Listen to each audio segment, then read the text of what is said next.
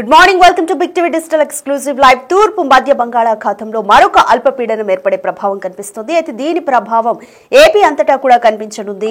వచ్చే 4 రోజుల పాటు భారీ వర్షాలు ఉంటాయని వాతావరణ శాఖ తెలుపుతుంది. అయితే తూర్పు మధ్య బంగాళాఖాతంలో ఏర్పడే ఈ అల్పపీడనం పశ్చిమ వాయువ్య దిశగా మరొక 24 గంటల్లో కదిలే ఛాన్సెస్ కనిపిస్తున్నాయి. అయితే అరేబియా సముద్రం మీదుగా ఈ అల్పపీడనం ప్రయాణించే అవకాశాలు అయితే కనిపిస్తున్నాయి. దీని ప్రభావం వల్ల కోస్తాలు 30 నుంచి 40 కిలోమీటర్ల వేగంతో గాలులు వీచే అవకాశాలు కూడా కనిపిస్తున్నాయి. అయితే ఉరుములు మెరుపులతో తేలికపాటి నుంచి మోస్తరు వర్షాలు కురిసే అవకాశాలున్నాయని వాతావరణ శాఖ తెలిపింది. రుతుపవనాల తిరోగమనం పూర్తయినప్పటికీ కూడా అల్పపీడన ప్రభావంతో వర్షాలుండే ఛాన్సెస్ కనిపిస్తున్నాయంటూ కూడా వాతావరణ శాఖ తెలుపుతోంది. ఇప్పటికే ఏపీలో పలు చోట్ల భారీ నుంచి అతి భారీ మోస్తరు వర్షాలు కురుస్తున్నాయి. సో డైలీ మనం న్యూస్ లో చూస్తూనే ఉన్నాము వాతావరణ కేంద్రం ఇస్తున్న అప్డేట్స్ కూడా. అయితే ఇప్పుడు తాజాగా తూర్పు మధ్య బంగాళాఖాతంలో మరొక అల్పపీడనం ఏర్పడే ఛాన్స్ ఉందని తెలుపుతోంది వాతావరణ శాఖ.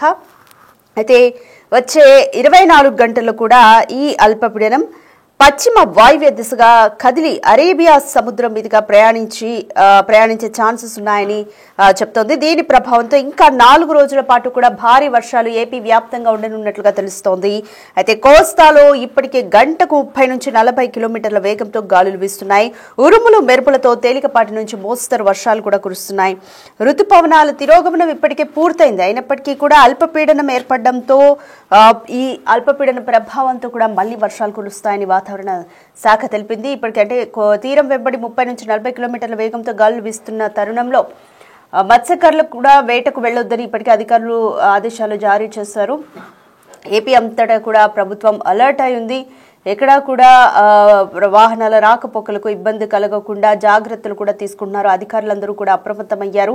అయితే వచ్చే 4 రోజుల పాటు కూడా భారీ వర్షాలు ఉండనున్న నేపథ్యంలో కూడా అధికారులు తగిన చర్యలు కూడా తీసుకుంటున్నారు. అయితే రుతుపవన తిరోగమనం అయితే ఇప్పటికే పూర్తయింది. వర్షాకాలం పూర్తయి చలికాలంలో కూడా ఎంటర్ అవుతున్నాం మనం. రుతుపవనాల తిరోగమనం కూడా పూర్తయింది. బట్ ఇప్పుడు అల్పపీడన ప్రభావంతో వర్షాలు పడే ఛాన్సెస్ ఉన్నాయని వాతావరణ శాఖ తెలిపింది. తూర్పు మధ్య బంగాళాఖాతంలో ఇంకొక అల్పపీడనం ఏర్పడింది. ఇది 24 గంటల్లో పశ్చిమ వాయువ్య దిశగా కదిలి అరేబియా సముద్రం మీదుగా ప్రయాణించే ఛాన్సెస్ అయితే కనిపిస్తున్నాయి. దీనికి సంబంధించి మోర్ డీటెయిల్స్ మా ప్రతినిధి అంజుమా అందిస్తారు. తెలంగాణ రాష్ట్ర వ్యాప్తంగా వాతావరణ పరిస్థితులు మారిపోయాయి. గత 2-3 రోజులుగా అక్కడక్కడ తేలికపాటి నుంచి మోస్తరు వర్షాలు కూడా కురుస్తున్నాయి. మరి వర్షాలు ఇంకా ఎన్ని రోజుల పాటు కురిసే అవకాశం ఉంది, చలి ఎప్పుడు మొదలవుతుంది ఏంటి అనేది కూడా తెలుసుకుందాము. మనతో పాటు వాతావరణ శాఖ అధికారి శ్రీనివాస్ గారు ఉన్నారు. మిగతా విషయాలను ఆయన మాటల్లోనే అడిగి తెలుసుకుందాం. నమస్తే సార్. సార్, గత 2-3 రోజులుగా వాతావరణం మారిపోయింది, మళ్ళీ వర్షాలు కురుస్తున్నాయి. ఇంకా ఎన్ని రోజుల పాటు వర్షాలు కురిసే అవకాశం ఉంది? మనకి గత 3 రోజుల క్రితం ఈ చెన్నై తీరానికి సమీపంలో ఒక అల్పపీడన ప్రాంతం ఏర్పడింది. ఇది నిన్నటికి తీవ్ర అల్పపీడనంగా మారి మరి నిన్న సాయంత్రం మనకి నార్త్ తమిళనాడు ప్రాంతంలో ఇట్లా తీరాన్ని దాటేసింది. తీరాన్ని దాటి ఇలా ప్రయాణించి ప్రస్తుతం మనకి ఎడ్జసెంట్గా తెలంగాణకి పక్కనున్న కర్ణాటక ప్రాంతంలో అల్పపీడనంగా ఇక్కడ కేంద్రీకృతమైంది.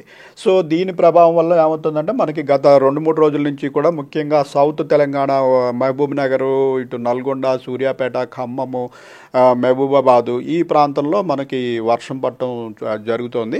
ఇప్పుడు కూడా మనకి దగ్గరలోనే ఇది ఇంకా అల్పపీడనంగా కొనసాగుతున్నందున రాగల 2-3 రోజులకి కూడా మనకు ముఖ్యంగా దక్షిణ తెలంగాణ అలాగే పశ్చిమాన ఉన్న జిల్లాలు అంటే కామారెడ్డి, మెదక్, సంగారెడ్డి, వికారాబాదు, ఉమ్మడి మహబూబ్ నగర్ జిల్లా, నాగర్ కర్నూలు, ఇటు నల్గొండ, సూర్యాపేట, ఖమ్మం ఈ జిల్లాల్లో రాగల 2-3 రోజులు ఈ రోజు ముఖ్యంగా ఈ జిల్లాలన్నింటిలోకి కూడా మనం ఎల్లో వార్నింగ్ పెట్టడం జరిగింది.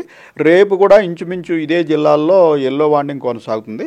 ఎల్లుండి ఓన్లీ ఉమ్మడి మహబూబ్ నగర్ జిల్లా, వికారాబాదు, సంగారెడ్డి ఈ ప్రాంతంలో మనకి భారీ వర్ష సూచన ఉంది.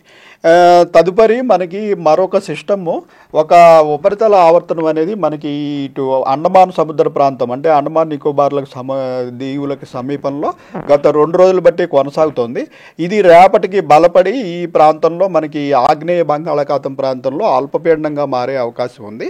ఇది మరింత తీవ్రపడి తర్వాత ఈ వాయువ్య దిశలో ప్రయాణించి ఇట్లా మనకి నార్త్ కోస్టల్ ఆంధ్రప్రదేశ్ దగ్గర కానీ లేదంటే మరింత వాయువ్యంగా ప్రయాణించినట్టయితే ఇటు దక్షిణ ఒడిశా ప్రాంతంలో కానీ తీరాన్ని దాటే అవకాశం ఉంది.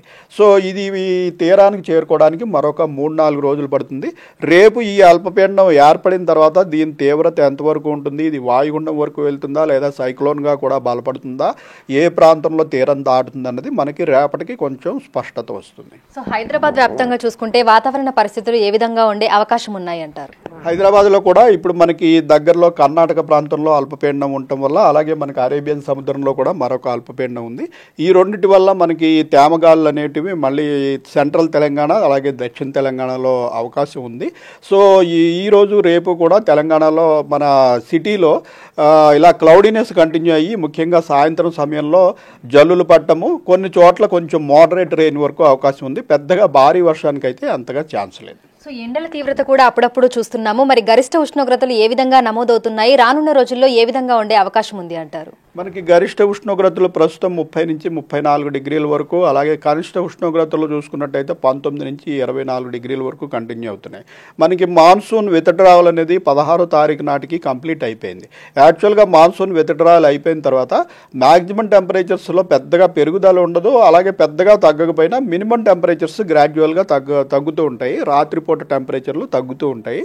అయితే క్లౌడీనెస్ ఉంటే రాత్రిపూట టెంపరేచర్లు కూడా తగ్గవు. ప్రస్తుతం మనకి ఇలా యాక్టివ్ సిస్టమ్స్ గత 3 రోజులు బట్టి ఒక డిప్రెషను, మళ్ళీ అది తీరాన్ని దాటము, మరొక అల్పపీడనం ఏర్పడటము, ఇది కూడా తీరం వైపు ప్రయాణించడము, వీటి వల్ల ఏమవుతుందంటే ఈ నెలాఖరు వరకు కూడా ఇంచుమించు మనకి తెలంగాణలో ఇలా క్లౌడీ వాతావరణ పరిస్థితులు, అడపాదడపా జల్లులు పట్టము, కొద్దిపాటి భారీ వర్షాలు పట్టము అన్నది ఈ నెలాఖరు వరకు కంటిన్యూ అవుతుంది. ఈ కంటిన్యూ అవడం వల్ల మనకి ఈ క్లౌడీనెస్ కూడా కంటిన్యూ అవడం వల్ల మినిమం టెంపరేచర్ల తగ్గుదల అనేది నెలాఖరు వరకు పెద్దగా అవకాశం లేదు.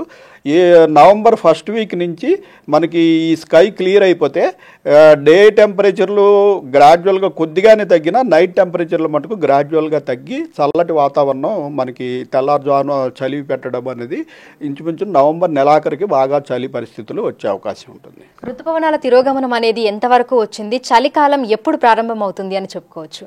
ఋతుపవనాలు యాక్చువల్గా ఈ నెల 16వ తారీఖు నాటికి మనకి తెలంగాణ నుంచి పూర్తిగా ఉపసంహరించబడ్డాయి, అలాగే దేశం మొత్తం నుంచి కూడా ఉపసంహరించబడ్డాయి.